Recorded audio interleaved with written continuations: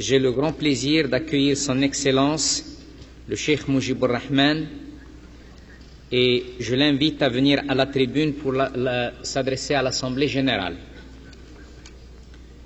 Avec la permission de l'Assemblée générale, je demande au chef du protocole d'aller chercher le Cheikh Mujibur Rahman, Premier ministre du Bangladesh.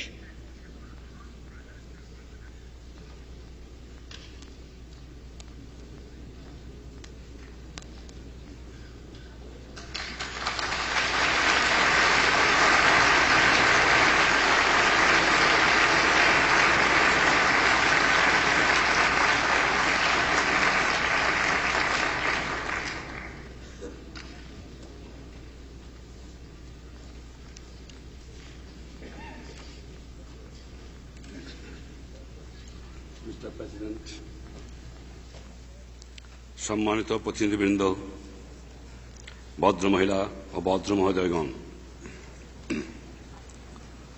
আজ এই মহান পরিষদে আপনাদের সামনে দুটো কথা বলার সুযোগ পেয়ে আমি নিজকে ভাগ্যবান মনে করছি।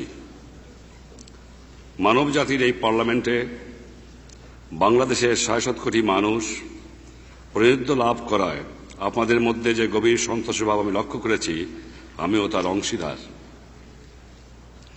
বাঙালি জাতির জন্য এটা এক ঐতিহাসিক মুহূর্ত,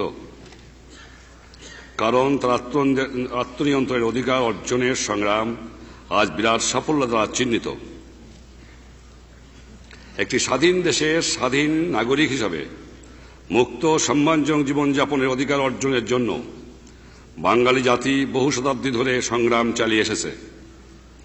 তারা চেয়েছে বিশ্বের সকল জাতির সঙ্গে শান্তি ও সৌহার্দ্যের মধ্যে বসবাস করতে। জাতিসংঘ সনদে যে মহান আদর্শের কথা বলা হয়েছে তা আমাদের জনগণের আদর্শ, এবং এই আদর্শের জন্য তারা চরম ত্যাগ স্বীকার করেছেন। এমন এক বিশ্ব ব্যবস্থা গঠনে বাঙালি জাতি উৎসর্গীকৃত, যে ব্যবস্থায় সকল মানুষের শান্তি ও ন্যায় বিচার লাভের আকাঙ্ক্ষা প্রতিতৃপ্ত হবে। এবং আমি জানি আমাদের প্রতিজ্ঞা গ্রহণের মধ্যে আমাদের লাখো লাখো শহীদের বিদেহী আত্মায় তৃপ্ত নিহিত রয়েছে। আমাদের জন্য বিশেষ সৌভাগ্যের কথা, বাংলাদেশ বিরাট চ্যালেঞ্জ মোকাবেলা করার কাজে যেসব দেশ ও জাতি বাংলাদেশকে সাহায্য করেছেন, আমি তাদেরও আমার আন্তরিক ধন্যবাদ জানাই। জাতিসংঘে আমাদের আসন গ্রহণকে যারা অভিনন্দন জানিয়েছেন, আমি তাদেরও বাংলাদেশের জনসাধারণের আন্তরিক ধন্যবাদ পৌঁছে দিচ্ছি। সে প্রতিশ্রুতি অধিকার অর্জনের জন্য এশিয়া, আফ্রিকা ও ল্যাটিন আমেরিকায় লাখো লাখো মুক্তি সেনানীকে আত্মহত্যা দিতে হয়েছে। এই সংগ্রাম এখনো চলছে।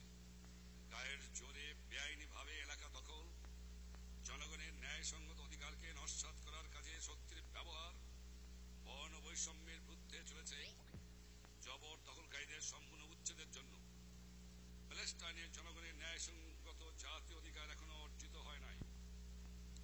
উপনিবেশবাদ উচ্ছেদের প্রক্রিয়া ত্বরান্বিত হলেও চূড়ান্ত লক্ষ্যে এখনো পৌঁছেনি। একথা আফ্রিকার জন্য আরো বিশেষভাবে সত্য। সেখানে জিম্বাবুয়ে ও নামিবিয়ার জনগণ স্বাধীনতা ও জাতীয় মুক্তির চূড়ান্ত সংগ্রামে এখনো ব্যাপৃত। বর্ণবৈষম্য ন্যূনতম নিশ্চয়তা লাভ করবে। সম্প্রতি গোটা বিশ্বে যে অর্থনৈতিক বিপর্যয় দেখা দিয়েছে, তার পরিপ্রেক্ষিতে ন্যায়সঙ্গত ও আন্তর্জাতিক অর্থনৈতিক ব্যবস্থা গড়ে তোলার কাজে আমাদের আরও তরির ব্যবস্থা গ্রহণ করা উচিত। এ বছরের গোড়ার দিকে অনুষ্ঠিত এই পরিষদের বিশেষ অধিবেশনে বিশ্বের বর্তমান গুরুতর অর্থনৈতিক অবস্থা সম্পর্কে আলোচনা হয়েছে। আমি এমন একটি দেশের পক্ষ থেকে কথা বলছি, যে দেশটি বর্তমানে অর্থনৈতিক দুর্যোগের ক্ষতিগ্রস্ত দেশগুলির তালিকায় শীর্ষস্থানে রয়েছে। এই ক্ষতি কতটা গুরুতর আমি সে সম্পর্কে কিছুটা আলোকপাত করতে চাই। যুদ্ধের ধ্বংসস্তূপের উপরই বাংলাদেশের জন্ম হয়েছিল। তারপর থেকে একের পর এক প্রাকৃতিক বিপর্যয়ে আমরা সম্মুখীন হয়েছি। সর্বশেষ এবারে নজিরবিহীন বন্যা। সাম্প্রতিক বন্যার বিপর্যয় কাটিয়ে ওঠার উদ্দেশ্যে বাংলাদেশের প্রতি সাহায্যের হাত বাড়িয়ে দেওয়ার ব্যাপারে সক্রিয় ব্যবস্থা গ্রহণ করার জন্য আমরা জাতিসংঘ, সংশ্লিষ্ট সংস্থাসমূহ ও সেক্রেটারি জেনারেলের কাছে কৃতজ্ঞ। আলজেরিয়ার প্রেসিডেন্ট বুমেদিন, পররাষ্ট্রমন্ত্রী বুতেফলিকা বাংলাদেশের সাহায্যে এগিয়ে আসার জন্য জোট নিরপেক্ষ দেশসমূহের প্রতি আবেদন জানিয়েছেন। বন্ধু দেশসমূহ মানব কল্যাণ সংস্থাগুলোর কাছ থেকেও এ ব্যাপারে ভালোই সাড়া পাওয়া যাচ্ছে। প্রাকৃতিক পর্যায়ে বাংলাদেশের অর্থনৈতিক অগ্রগতি শুধু প্রতিহত করেনি, দেশে প্রায় দুর্ভিক্ষ অবস্থার সৃষ্টি হয়েছে। একই সময় বিশ্বব্যাপী মুদ্রাস্ফীতির অর্থ আমাদের মতো একটি দেশের জন্য দায় পরিশোধের ক্ষেত্রে $1 কোটি ঘাটতি সৃষ্টি হয়েছে। জনসাধারণের জীবন ধারণের মান নিছক বেঁচে থাকার পর্যায় থেকেও নিচে নেমে গেছে। মাথাপিছু যাদের বার্ষিক আয় $100 কম, তাদের অবস্থা আরও শোচনীয়। বিশ্ব স্বাস্থ্য সংস্থার হিসাব অনুযায়ী বেঁচে থাকার জন্য ন্যূনতম খাদ্য প্রয়োজন, তারও কম খাদ্যকে যারা দিন বেঁচে রয়েছে তা এখন তারা সম্পূর্ণ অনাহারে দিন কাটাচ্ছে। আরও দরিদ্র অভাবী দেশগুলির ভবিষ্যৎ সম্পর্কে যে আভাস দেওয়া হয়েছে তা অত্যন্ত হতাশাজনক। ক্রমাগত মূল্যবৃদ্ধির ফলে খাদ্যের দাম গরিব দেশগুলোর ক্রয় ক্ষমতার বাইরে চলে গেছে। অন্যদিকে ধনী ও উন্নত দেশগুলোই হচ্ছে খাদ্যের মূল রপ্তানিকারক। কৃষি যন্ত্রপাতি ও উপকরণের অসম্ভব দাম বাড়ার ফলে গরিব দেশগুলোর খাদ্য স্বয়ংসম্পূর্ণ লাভের চেষ্টাও তেমন সফল হতে পারছে না। বিশ্বব্যাপী মুদ্রাস্ফীতির ফলে উন্নয়নশীল দেশগুলোর উন্নয়ন পরিকল্পনার ব্যয় বহুগুণে বেড়ে গেছে। তাদের নিজেদের সম্পদ কাজে লাগানোর শক্তিও হ্রাস পেয়েছে। ইতিমধ্যেই যেসব দেশ দরিদ্র ব্যাপক বেকার সমস্যায় ভুগছে তারা তাদের অতি নগণ্য উন্নয়ন পরিকল্পনাগুলোকেও কেটে সেটে কলবর ছোট করতে বাধ্য হয়েছে। এই পরিকল্পনাগুলো বাস্তবায়িত হলে মাত্র 5 থেকে 6% হারে বর্ধিত আয় বৃদ্ধির সম্ভাবনা ছিল। বিশ্বের সকল জাতি ঐক্যবদ্ধভাবে এই পরিস্থিতির মোকাবেলা করতে অগ্রসর না হলে মানুষের দুঃখদশারা এমন বিরাট আকার ধারণ করবে, ইতিহাসে যার তুলনা পাওয়া যাবে না। অবশ্য বর্তমানে অসংখ্য মানুষের পুঞ্জীভূত দুর্দশার পাশাপাশি মুষ্টিমেয় মানুষ যে অভূতপূর্ব বৈশ্বিক সমৃদ্ধি ও সুখ সুবিধা ভোগ করছে তার তুলনা ইতিহাসে বিরল।